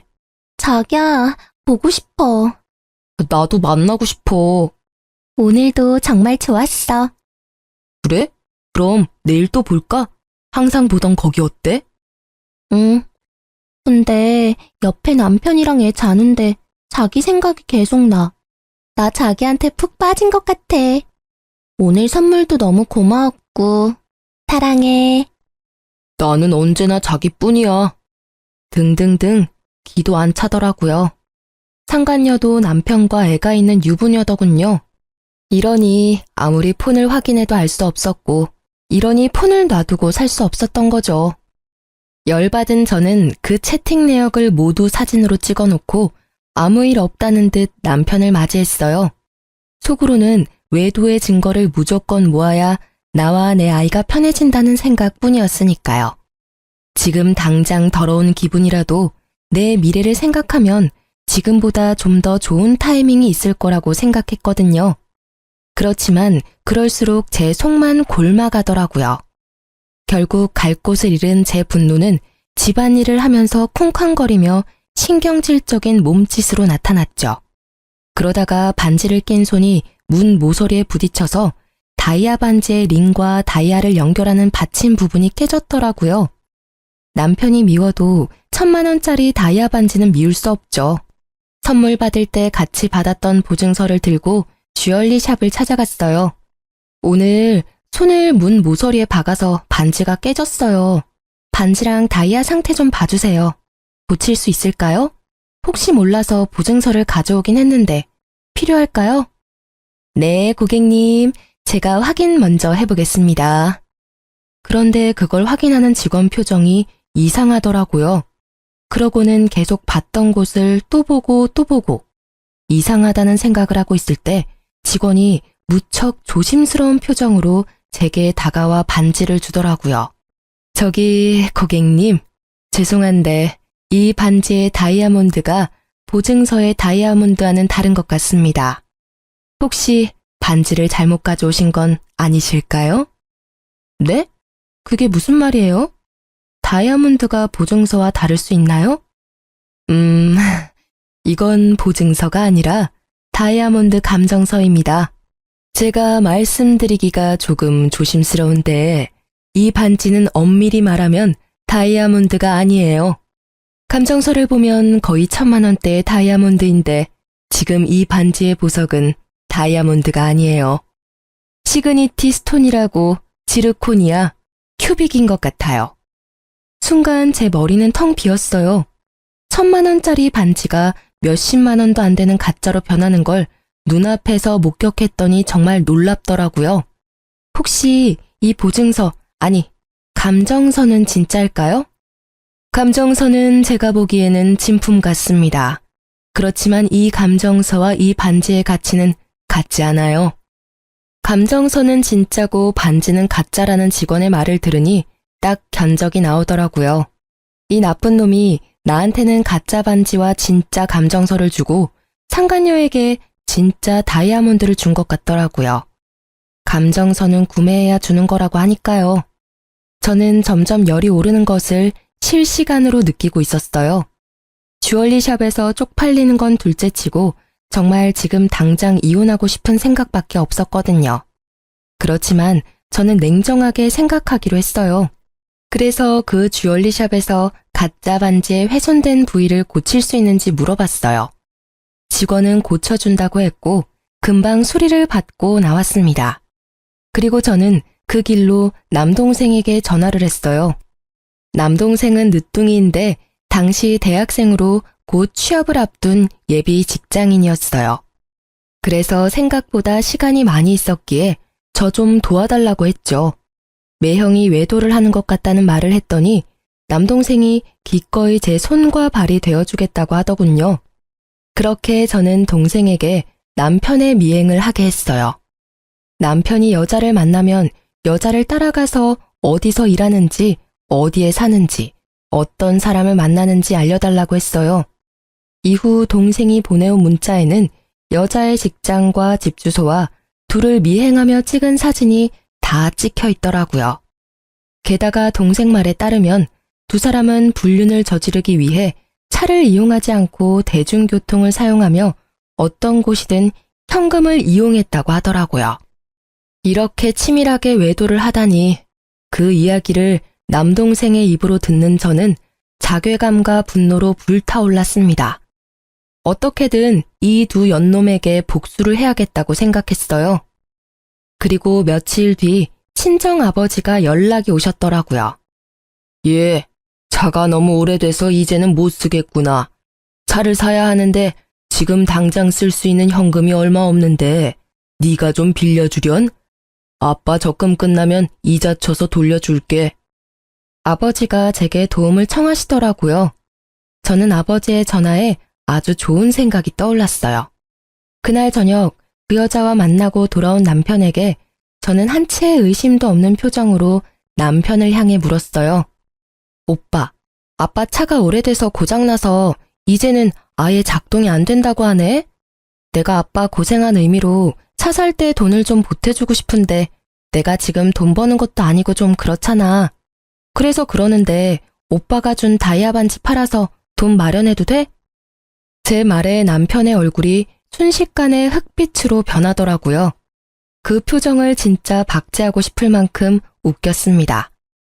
가짜 반지를 줬다는 그 명확한 증거가 얼굴에 드러났거든요. 내가 이게 가짜라는 걸 모르고 팔러 간다면 다 알게 될 거라고 생각했는지 초조하게 생각하더니 이내 말하더라고요. 자기야, 그 반지는 내가 자기한테 준 선물이잖아. 쉽게 팔려고 하지 말고 잠깐 있어봐. 어차피 장인어른 차도 바꿨어야 했고 나도 사위된 입장에 도움을 드리는 게 맞는 것 같으니까 내가 돈 마련해서 줄게. 그럴래? 그럼 좋지. 그렇잖아도 내일 주얼리 샵이나 갈까 했거든. 그동안 정이 많이 들었는데 그래도 돈 없을 때는 폐물을 파는 게 돈이 되니까. 모르는 소리야. 금은 돈이 좀 되는데 다이아몬드는 살 때보다 팔 때 가치가 많이 떨어지거든. 그러니까 팔 생각하지 말고 잘 가지고 있어. 내 사랑과 신뢰의 증거니까. 그렇게 말하는 그놈의 입을 확 꼬매고 싶을 만큼 충동적인 분노가 올라왔지만 꾹 참았어요. 이 가짜 반지로 1,000만 원을 벌었으니까요.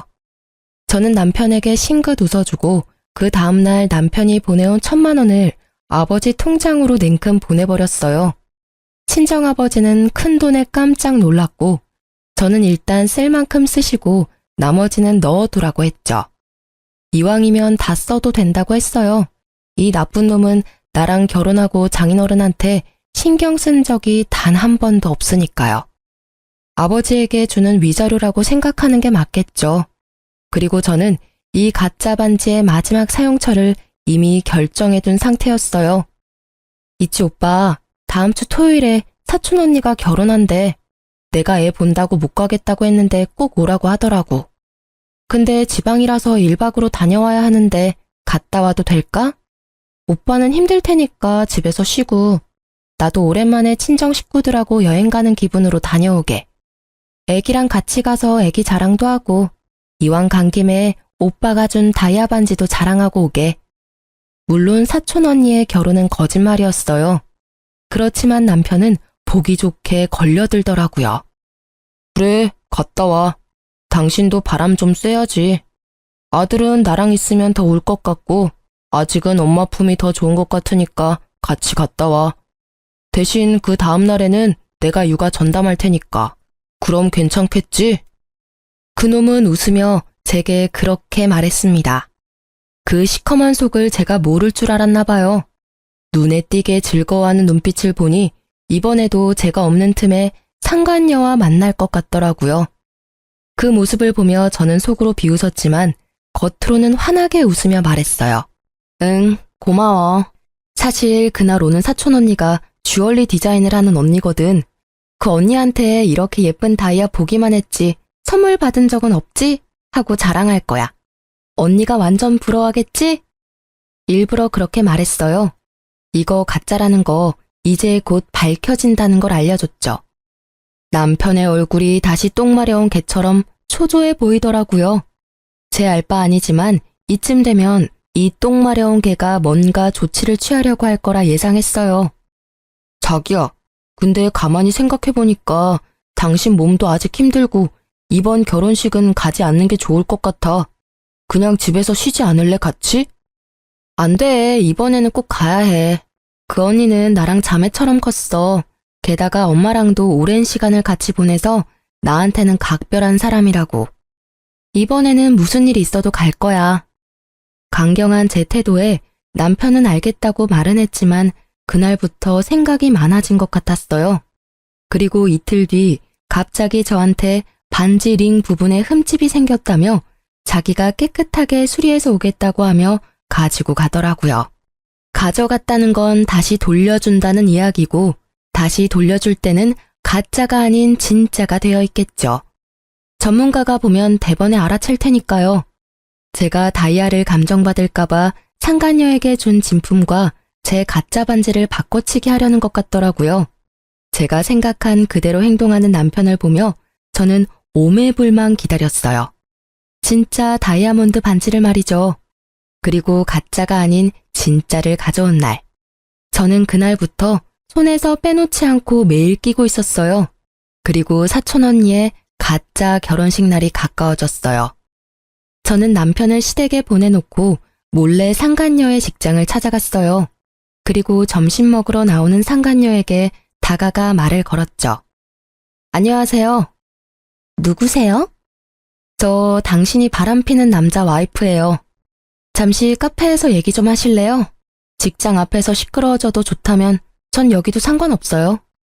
상간녀의 표정이 살짝 당황하는 듯 하더니 이내 당당해지더라고요. 참 이상한 게 왜 불륜을 저지르는 것들은 그렇게 당당할까요? 이 여자도 딱 그 모양새였어요. 내 남자에게 사랑받는다는 그 자신감이 이 해픈 여자를 당당하게 만든 모양이니 그걸 확 깨부셔주고 싶었거든요. 당신이 우리 남편이랑 깊이 사귀고 있는 거 알아요. 그래서 당신한테 하나 알려주려고 왔어요. 그 남자 보기보다 여자가 많아요. 당신 말고도 만나는 여자가 있으니까요. 그걸 왜 저한테 이야기하세요? 우리 사이 흔들려고 하시는 것 같은데 저는 그런 거에 흔들리지 않아요. 그 사람은 서로 이혼하고 결혼하자고 했거든요. 그 말에 거짓이 없다고 생각해요. 싸움에 진 개가 여기까지 와서 짖는 건 좀 아니죠?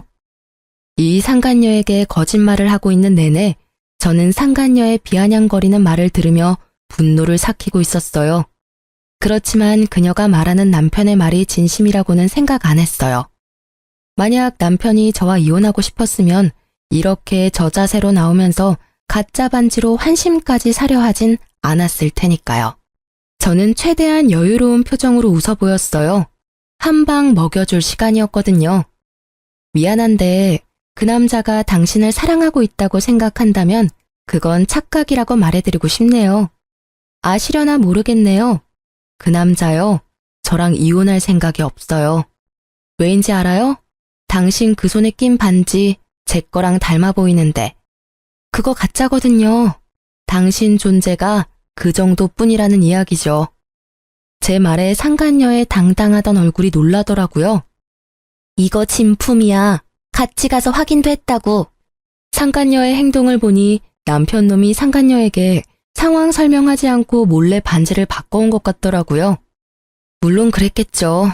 외도나 하는 남자가 잠깐 바꿔치기 하면 될 일을 하며 애인에게 미움 살 일을 하지는 않을 테니까요. 저는 그래서 더 좋았죠. 못 믿겠으면 주얼리샵 가서 감정 받아봐요. 진짜인지 가짜인지.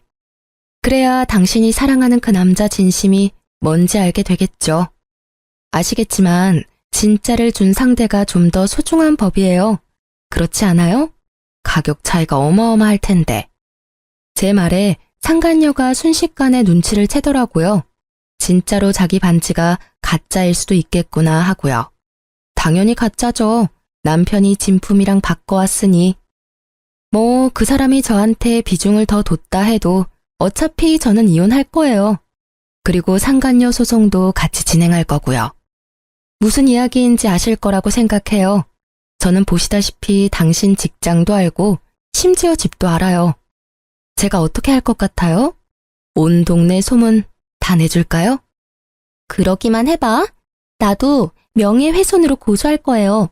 아무리 내가 나쁜 짓을 했더라도 당신도 그러면 범법자야. 알아? 잘 알고 있어요. 그러니 제 걱정은 말고 고소하세요. 저는요, 명예훼손으로 고소당해봐야 별 타격 없어요. 벌금? 위자료로 물면 되겠죠. 그리고 소문나는 거? 지금 제가 피해자인 거 알고 그러시는 거예요? 저는 그런 거 신경 안 쓸 거니까 편하게 해요. 고소. 대신 당신은 남편, 친척, 친구, 동료들에게까지 다 소문나서 어디에서도 얼굴 못 들고 다니게 만들 거야. 제 말에 상간녀의 표정이 금세 일그러지더니 그 자리에서 고개를 숙이더라고요. 2번 다시 만나지 않을 테니까 남편과 아이에게만은 알리지 말아주세요. 열년하셨네. 이렇게 남편, 아이 지극히 생각하는 여자가 어떻게 남의 남자랑 바람을 필 생각을 했어? 그냥 계속 만나. 만나면서 내가 언제 너희 집 직장에 소문낼지 기대하고 있으라고. 저는 그렇게 말해주고 상간녀를 놔두고 나와버렸어요. 딱히 소문을 내고 싶은 마음은 없었어요. 제가 그 상간녀에게 주고 싶었던 건 언제 소문이 날지 모른다는 두려움, 바로 그거였거든요. 평생을 조마조마하게 눈치 보며 살라고요.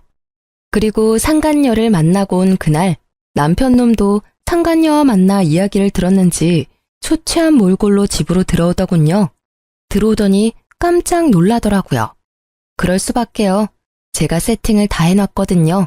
남편놈 불륜 자료와 시부모님까지. 왔어? 그 여자는 잘 만나고 왔나 봐? 얼굴 보니 다 들었나 보네. 너 꼭 그렇게까지 해야 했어? 그 여자 왜 찾아갔는데? 이런다고 뭐가 달라지는데? 제발 좀 그만해라. 조용하게 좋게 넘어가자고. 조용하게 넘어가다니 더 크게 벌려야지. 그래서 내가 준비 다 해놨어. 어머님, 아버님한테도 다 보여드렸어. 보셨죠? 남편의 애까지 있는 여자랑 바람나서 자기야 사랑해 하하호호 하며 즐겁게 지낸 거. 아무리 그래도 어린애를 두고 너무한 거 아닌가요? 바람 피면서 지 자식 얼굴은 무슨 낯짝으로 마주봤나 몰라요. 네가 뭔가 잘못한 거 아니니? 이 대화 내용이 우리 아들이 한 거라는 증거도 없잖니? 게다가 이제까지 잘해줬다면서. 그거면 됐지. 남편이 돌아올 때까지 기다렸으면 될 거 아냐? 아니 외박을 하기를 해. 그 여자랑 단둘이 여행을 가기를 해. 꼬박꼬박 집에 들어오고 애 잘 보고 집안일 잘해주는 남편한테 뭐가 모자라서 이렇게 들쑤시고 다녀? 어머니, 잘해주고 잘못을 저지르면 다 용서해야 하나요? 세상에 그런 게 어딨어요. 외박하고 단둘이 여행을 꼭 가야 외도인가요? 두 사람 대화 내역과 모텔 간 횟수를 보세요. 제가 꼭 이렇게 노골적으로 이야기를 해야겠어요? 아, 혹시 첫 번째 부인도 이렇게 이혼했나 보죠? 제 버릇 남 못 준다고 그때도 똑같이 그랬나 봐요. 그래, 그때는 내가 상간녀가 될 뻔했지. 어디서 아무것도 모르는 게 여기 와서 난리야? 너 그 당시에 유부남이랑 사귀었다고. 너도 그 상간녀랑 다른 게 뭐야? 어? 어디서 이게 잘난 척 어른들한테 따지고 들어? 시모의 폭탄 발언에 저도 순간 말문이 막혔어요. 분명히 제게 이혼했다고 이야기했었는데 그게 아니었더라고요. 이 나쁜 놈은 이혼 직전 별거 기간 중에 저를 만난 거였어요. 그 사실까지 알게 되니 더 이혼해야겠다는 생각이 들더라고요. 그때 분명 돌싱이라고 했어요. 이혼했다고 했으니까 만났지. 와이프 있었다는 걸 알았다면 절대 만나지 않았을 거라고요. 그때부터 나를 속였어. 나까지 망치려고. 나를 상간녀로 만들 뻔했다고. 야, 이 나쁜 놈아. 제가 받은 충격은 상상 이상이었어요. 나를 상간녀로 만들 뻔했던 남편놈의 대담한 행각에 그저 말문이 막힐 뿐이었어요. 그런 내게 아직 할 말이 남았는지 남편은 여전히 구구절절 내게 핑계 겸 탓을 하더라고요. 그래, 내가 총각 행세는 했지만 그때는 이혼 전 별거 중이었어. 그만큼 내가 너를 좋아했다고. 내가 바람은 피웠지만 언제나 너한테 돌아왔잖아. 이번에도 기다려줬으면 네 옆으로 돌아왔을 거라고. 그리고 내가 바람 핀 게 그렇게 충격적이야? 아니, 내가 바람을 안 피는 게 이상한 일 아니야? 네 그 모습을 보면 어떤 남자가 당신한테 매력을 느낄 수 있어. 내가 잘못하긴 했지만 당신도 너무 편하게 있었던 거 아니야? 좀 꾸미고 예쁘게 있을 수도 있잖아. 바람을 필 원인을 당신이 제공한 거나 다름없다고. 나를 좋아했다는 사람이 이런 짓을 해? 그래놓고 내가 원인을 제공을 했다고? 내가 잘못한 게 있다면 네 새끼 아들 낳아서 키우느라 꾸미지도 못하고 몸매 망가진 거 하나야. 내가 원해서 망가졌어? 그럼 나 혼자 원해서 애 낳았니? 어디서 그딴 식으로 말할 수가 있어? 지금 벌어진 일들 중에 어느 것 하나 내가 원인이 된 일은 없어. 전부 네 잘못이지. 의지박약에 여자라면 환장을 하는 나쁜 놈. 그래, 결혼하고 애 낳고도 예쁘게 차려입고 몸매 관리하는 여자가 그렇게 좋았어? 그럼 뭐해? 그 여자도 불륜이나 저지르는 상간녀인데. 물론 네가 원한 건 하나도 없겠지. 그렇지만 매일 그 얼굴 보고 살아야 하는 내 생각도 좀 해줘야지. 게다가 내가 이만큼 숙여줬으면 너도 좀 양보해줘야 하는 거 아니야? 뭘 모르고 있나 본데 어찌됐건 나는 피해자고 그쪽은 가해자야. 유책 배우자. 그 말 뜻이 뭔지는 알지? 바람은 빼박이라고. 자, 결정해. 합의 이혼할 건지 소송으로 갈 건지. 합의하면 5천만 원에 반지, 아기 친권, 양육권 내가 가져갈 거야. 근데 소송으로 간다고 하면 나는 절대 이길 자신 있어. 그리고 이야기하는데 그 여자한테 상간녀 소송도 할 거야. 네가 뭔데 다 가져가. 소송해. 난 한 푼도 못 줘. 분명히 이야기했다. 이 이혼에는 네가 더 큰 잘못이 있어. 혼인 생활을 유지하지 못할 결정적인 사유. 나는 바람은 피웠어도 너랑 집에 최선을 다했다고. 남편 놈의 논리는 하나부터 열까지 기발한 것뿐이었어요. 어떤 환경에서 자라면 저런 논리적인 또라이가 될 수 있는 걸까요? 저는 코웃음을 치며 남편의 말에 맞받아치려 입을 열었어요. 그런데 그때 시부가 먼저 호통을 버럭 치시더라고요. 둘 다 그만해라. 내가 너한테 그 돈 줄 테니까 둘이서 그만 싸우고 깔끔하게 헤어져. 여기저기 남들 입방아에 오르내리면 그것만큼 보기 흉한 것도 없어. 아버지, 제가 불쌍하지도 않으세요? 돈도 위자료로 다 뜯기고 애도 뺏기게 생겼다고요. 왜 제가 다 잃어야 하는데요? 불쌍하기는. 좋아서 바람 펴놓고 이제 와서 피해자인 척이야? 왜? 이번에도 변명해봐. 그 여자가 당신 쫓아다녀서 딱 한 번 자줬다고. 내가 첫 번째 외도 때 그냥 인연 끊었어야 하는데 이제껏 끌고 온 것 자체가 문제였어. 아니, 그게 첫 번째가 맞긴 했어? 내가 모르는 다른 여자가 여기저기 있을지도 모르지. 진짜 징그럽다. 사람들은 알아? 이런 식으로 겉과 속이 다르게 사는 거. 나한테 잘해주면서 그딴 식으로 생각했다는 것 자체가 충격이야. 그만하라는데도. 너 앞으로 결혼해 결자도 꺼내지 마라. 여자 만나고 싶으면 결혼하지 말고 미혼 상태로 만나. 괜히 결혼해가지고 이런 분란을 2번이나 만들고. 내가 네 첫 이혼 때도 얼마나 창피했는지 알고나 있어? 네가 나한테 아들 노릇하고 싶다면 적어도 그 정도 책임은 져라. 앞으로 또 이런 구설수 생기면 상속은커녕 내 재산 전부 사회에 기부해버리고 갈 거니까. 시부는 동네에서 작은 음식점을 하시는데 아무래도 동네 사람들 상대로 하시는 장사다 보니 이런 안 좋은 일에 민감하셨거든요. 제가 보니 첫 번째 결혼 때도 이래저래 이야기가 많아서 장사에 악영향이 있었던 것 같더라고요. 그러니 이번에 아들이 2번째 이혼을 했다고 소문이 나면 이래저래 저번보다 더 타격이 클 것 같았는지 돈으로 조용히 무마하고 싶어하는 눈치였어요. 저야 그 편이 훨씬 좋았지만요. 사실 이 시댁에 좋은 기억이라고는 하나도 없잖아요. 연애 때도 거부당하고 결혼 때도 겨우 허락받았고 지금은 아예 골칫거리 취급 당하고 있으니까요. 결국 시부의 불호령으로 이혼은 합의로 끝내기로 했습니다. 저는 결국 제가 원하던 걸 가져오게 됐어요. 위자료에 친권, 양육권, 그 와중에 진짜 다이아몬드 반지와 아버지 차 살 때 준 돈까지 살뜰하게 다 챙겼어요. 애아빠니까 양육비는 꼬박꼬박 보내. 보내지 않으면 오빠 회사에 찾아가서 모두 밝혀버릴 테니까. 영업하니까 평판이 얼마나 중요한지는 잘 알겠지? 나도 한다면 하는 여자인 거 오늘 봐서 알 거 아냐. 그 말을 꺼내는데도 그놈은 아무 대꾸도 없더라고요. 그 이후로 이혼하고 지금껏 제게 찾아오거나 연락을 한 적이 없었어요. 솔직히 저도 받을 거 다 받았으니 이제는 인연을 끊어버리고 싶었어요. 물론 지가 염치라는 게 있으면 연락을 안 하는 게 상식이겠죠. 그 뒤에 지나가는 말로 들었는데 전 남편은 상간녀의 남편에게 상간남 소송을 당했다고 하더라고요. 제가 보낸 상간녀 소송에 관한 걸 상간녀의 남편이 알게 돼서 전 남편에게 소송을 걸었던 모양이에요. 그리고 상간녀는 그 때문인지 전 남편과 헤어졌더라고요. 아무래도 가짜 다이아 반지와 제가 퍼뜨리겠다고 한 소문이 상간녀의 정신을 번쩍 들게 만든 듯 했어요. 전 남편은 저와 헤어지고 그 상간녀와 새살림을 차릴 생각이었던 것 같은데 결국 계획은 모두 무산됐다고 하고요. 소문으로는 그 상간녀에게 버려졌다고 하더라고요. 얼마나 고소한 소식이었는지 몰라요. 들으면서도 엄청 비웃어줬어요. 고작 이 정도에 깨질 사이면서 모든 걸 걸고 불륜을 저지르다니. 게다가 시부모 또한 아들 자식 바람나서 처자식 버렸다는 소문이 온 동네를 휩쓸어버리는 바람에 동네 장사 접고 다른 곳으로 이사를 갔다고 하더라고요.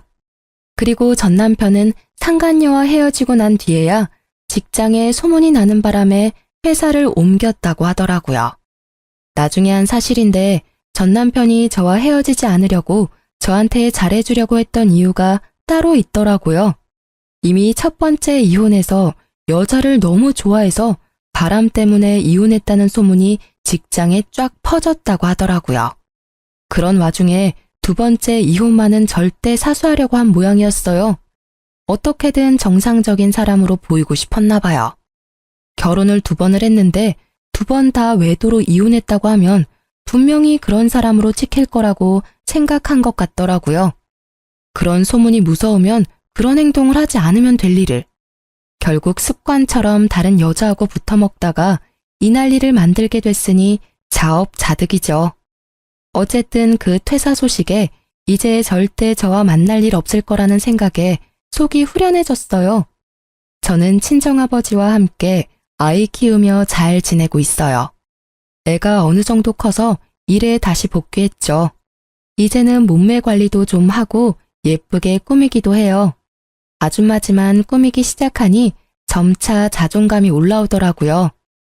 최근에는 좋은 감정으로 만나는 사람도 있는데 아이의 앞날을 먼저 생각해서 어떻게 할지 결정하려고요. 사랑도 중요하지만 제게는 아이가 더 중요하다는 생각이 요즘에는 특히 더 강해졌어요. 사랑에 함정이 많다는 걸 알게 돼서 그런 것 같아요. 힘들 때 이런 사연 보며 정신적으로 도움을 많이 얻었는데 제가 이렇게 쓰게 되니 어색하지만 후련하기도 하네요.